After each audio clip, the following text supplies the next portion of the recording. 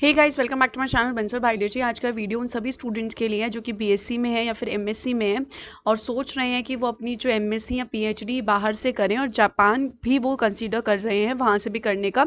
तो यहाँ पर निकली है Japanese government scholarship research students for 2023 के लिए, जो है ये 2023 के लिए।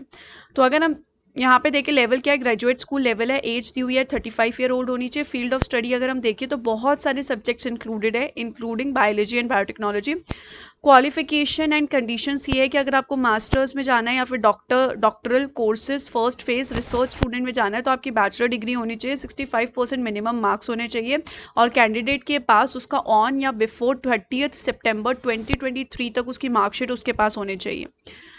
डॉक्टरल कोर्स सेकेंड फेज के लिए क्या होना चाहिए, masters degree in the relevant with minimum 65% होनी चाहिए। Same candidate should have practical research teaching work experience after obtaining the prescribed qualification on और बिफोर 30 सितंबर 2023 तक आपके पास इसकी भी डिग्री होनी चाहिए। Term of scholarship non-regular student, the scholarship period will start from April, September or October 2023 until the end of March 2025. Regular students enrolled in masters, doctoral या फिर professional graduate courses regardless of the date of arrival, the scholarship period shall be necessary period for the completion of the respective regular courses। तो आपको scholarship provide की जाएगी। Scholar number of scholarships कितनी है वो अभी अनाउंस किया जाएगा। स्टाइफंड आपको दिया जाएगा 143,000 येन, दैट इज अप्रॉक्सीमेटली 85,800 रुपीज़। यहाँ पर आप देख सकते हैं सिमिलर है 87,000 रुपीज़। अगर आप यहाँ पे देखोगे क्या है, फीस आपकी एग्जेम्प्टेड है। उसी के साथ साथ आपको ट्रैवल एक्सपेंसेस दिए जाएंगे, राउंड ट्रिप दिया जाएगा आपको। How to apply and where to send the complete forms, तो आपको यहाँ पे क्या करना है, the document screening will be conducted based on the following preliminary application form। आपकी जो फॉर्म आप सबमिट करेंगे उसकी स्क्रीनिंग की जाएगी। आपको ये वाला जो है, please note that the file should be a Microsoft Word file only and should not exceed, वो 200 KB से एक्सीड नहीं करनी चाहिए। Applicants received after aforesaid date and time will be automatically rejected. अगर आप डेट और time के बाद फिल करोगे तो आपके रिजेक्ट कर दिया जाएगा ऑटोमेटिकली। अगर हम यहाँ पे देखिए, अगर आप हैंड रिटन भेजोगे, डॉक्यूमेंट PDF पावर पॉइंट ये सब भेजोगे तो इन सबको रिजेक्ट कर दिया जाएगा ऑटोमेटिकली। अगर हम देखिए, आप 15 मई तक अप्लाई कर सकते हैं। स्क्रीनिंग जो हो जाएगी मई जून में हो जाएगी। नोटिफिकेशन ऑफ द रिजल्ट यहाँ पे 3rd वीक में आ जाएगा। रिटर्न एग्जामिनेशन आपका होगा 25 जून को और ऑनलाइन इंटरव्यू होने वाला है आपका जून 2022 को। अगर हम यहाँ पे देखें, आपको पेपर्स भी मिल जाएंगे। अगर आपको पेपर्स चाहिए तो यहाँ पे आप इस तरीके से देख सकते हैं क्या क्या पेपर्स प्रेजेंट है, आप उस हिसाब से चेक कर सकते हैं अगर आपको देखना है तो। उसके बाद अगर हम यहाँ पे इसकी थोड़ी सी डिटेल में जाने की कोशिश करें तो यहाँ पर क्या क्वालिफिकेशन एंड कंडीशंस में अगर हम देखें तो नेशनैलिटी आपकी अदर देन होनी चाहिए जापान से, लेकिन ऐसी होनी चाहिए जो जापान के साथ डिप्लोमेटिक रिलेशनशिप में। इंडिया से डेफिनेटली आप हो सकते हैं। अगर हम यहाँ पे देखें, आपकी एज, जैसा कि मैंने कह दिया कि आपकी जो एज है वो आप इस टाइम के बाद आप बॉर्न होने चाहिए। नेक्स्ट अगर हम देखें academic background, applicants must satisfy any one of the following, आपको इनमें से कोई तो पूरा करना चाहिए। अगर आपको मास्टर्स कोर्सेज के लिए अप्लाई करना है तो applicants who have completed 16 years of school education in the countries other than Japan, applicants who have completed a programme with the standard study period of 3 years or more at university or equivalent education institute in the country other than Japan। तो in short आपकी क्या होनी चाहिए, bachelors degree होनी चाहिए आपके पास। Doctoral के लिए क्या चाहिए, एप्लीकेंट्स जो हैं who have been awarded with an overseas degree equivalent to MSc, masters degree से इक्विवेलेंट आपके पास कुछ तो होनी चाहिए। Applicants who have graduated from universities and have been involved in research study at universities और research centers for 2 years or more and recognized as having academic competency equivalent to persons with the master's degree by the graduate level। तो आपके पास कोई और ऐसा आपने course किया है 2 साल का ग्रेजुएट लेवल के बाद तो आप भी अप्लाई कर सकते हैं। फिर यहाँ पर यही सब इन्होंने बताया। डॉक्टरल के लिए आपके पास क्या क्या होना चाहिए, कि अगर आपको डॉक्टरल करना है तो applicants who have completed a programme with the standard study period of 5 years और यूनिवर्सिटीज़, तो ये सब इन्होंने मेंशन किया हुआ है। जापानीज लैंग्वेज के लिए इन्होंने बोला applicants must be willing to learn Japanese, आप लर्न करने चाहिए Japanese. Applicants must be interested in Japan and be willing to deepen their understanding of Japan after arriving to the Japan. And applicants must also have the ability to do research and adapt to the living of Japan. तो आपके पास यहाँ पर आप live कर सकते हो वैसा Japan में, आप उसको अडेप्ट कर सकते हो, तभी आप अप्लाई कीजिएगा। आपके पास हेल्थ सर्टिफिकेट होने चाहिए। उसके बाद अगर हम देखें arriving in Japan, applicants must choose and fill the application form either of the following arrivals first second. आप अगर अप्रैल टर्म का है तो in principle applicants must be able to arrive in Japan between 1 April से लेकर 7 अप्रैल तक के बीच में आपको करना पड़ेगा, वहाँ पे जापान पहुँचना पड़ेगा अगर आप अप्रैल टर्म के लिए कर रहे हो। और अगर आप अक्टूबर टर्म के लिए कर रहे हो, in principle applicants must be able to arrive in Japan during the period specified by the accepting university within 2 weeks before and after starting date universities relevant academic term for that year.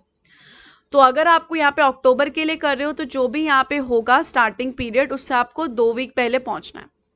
Excluding cases in which MEXT deems as unavoidable circumstances, the applicant must withdraw from this scholarship program if the applicant cannot arrive in Japan by the end of the specified period. अगर आप नहीं पहुंच सकते हो तो आप अपना जो भी है applicants withdraw कर लो। वीज़ा रिक्वायरमेंट में an applicant shall in principle newly obtain a student visa, आपके पास न्यूली ऑब्टेन स्टूडेंट वीज़ा होना चाहिए। उसके अलावा यहाँ पर क्या बोला है, ये सब इन्होंने मेंशन किया हुआ है कि आपके पास क्या क्या होना चाहिए, तो वीज़ा रिक्वायरमेंट में आप पढ़ सकते हैं। उसके अलावा अगर हम देखें नॉन एलिजिबिलिटी, इन्होंने कुछ चीज़ें देखी है जिसके लिए आप एलिजिबल नहीं हो इसके लिए अप्लाई करने के लिए, जैसे कि आप those who are military personnel या फिर military civilian employees at the time of their arrival in Japan or during the period of the payment of scholarship, those who cannot arrive in the Japan, those who are previous guarantees of this scholarship, या फिर those who are currently also applying to another course for this those who are already enrolled in Japanese university, those who are planning to receive a scholarship money from an organization other than MEXT, those who are expected to graduate at the time of application and cannot satisfy the academic background, holders of dual nationality, those who change their residence status to that of other than student after arriving there in Japan, those who plan to from the time of application for next scholarship program engage in a long term research outside Japan or plan to take a long term leave, तो ये भी आप नहीं कर सकते। Those who have completed a doctoral courses and have no intention to obtain a degree, तो ये सब है। नेक्स्ट है यहाँ पे पीरियड ऑफ स्कॉलरशिप क्या होगा। अगर आप यहाँ पे अप्रैल में आ रहे हो तो the scholarship will be last from April 2023 से लेकर मार्च 2025 तक के लिए, और अगर आप अक्टूबर में आ रहे हो तो फिर है लास्ट फ्रॉम सितंबर और अक्टूबर 2023 से लेकर मार्च 2025 तक। In either case, the first 6-month period of scholarship will be a term of preparatory education of Japanese language. तो पहले 6 महीने में तो आपको Japanese language के लिए preparatory education दी जाएगी. For those who require such education, in case of arrival in Japan in other months, then those specified above next will decide the period of scholarship separately. तो ये सब इन्होंने mention किया हुआ है। Regular students enrolled in masters, doctoral और professional graduate courses regardless of the date of arrival, the scholarship period shall be necessary period for the completion of the respective regular courses. Extension of period of scholarship में अगर हम यहाँ पे जाएं तो क्या बोल रहा है, non regular student wishing to advance to a regular degree courses in a graduate school as a regular student और रेगुलर स्टूडेंट द मास्टर्स और professional graduate courses wishing to proceed to a doctoral course with outstanding academic achievement that meets certain criteria may apply for extension of the scholarship period for the advanced study। तो यहाँ पे क्या बोल रहे हैं, जो non regular student है वो अगर रेगुलर स्टूडेंट में होना चाहते हैं in a graduate school as a regular student और regular student in a masters wishing to proceed, अगर आपको डॉक्टरल प्रोसीड करनी है तो वो कर सकते हैं, पर आपका क्या होना चाहिए, आपकी जो अचीवमेंट्स होनी चाहिए वो बहुत आउटस्टैंडिंग होनी चाहिए। The extension of the scholarship period will be permitted only if the successful student has passed the entrance examination for the regular degree courses। अगर आप कर चुके हैं वो पास तभी आप कर सकते हैं। Non regular students can not extend the scholarship period. उसके अलावा students who are admitted to advanced courses without receiving approval for the extension वो भी नहीं कर सकते। अलाउंस यहाँ पे दिया जाएगा आपको supplemental regional allowance of 2000 yen और 3000 yen per month will be added to the monthly scholarship amount for the grantee studying or conducting research in specially designated regions due to situation of the Japan government budget, the amount of the payment यहाँ पे जो है subject to change हो सकता है।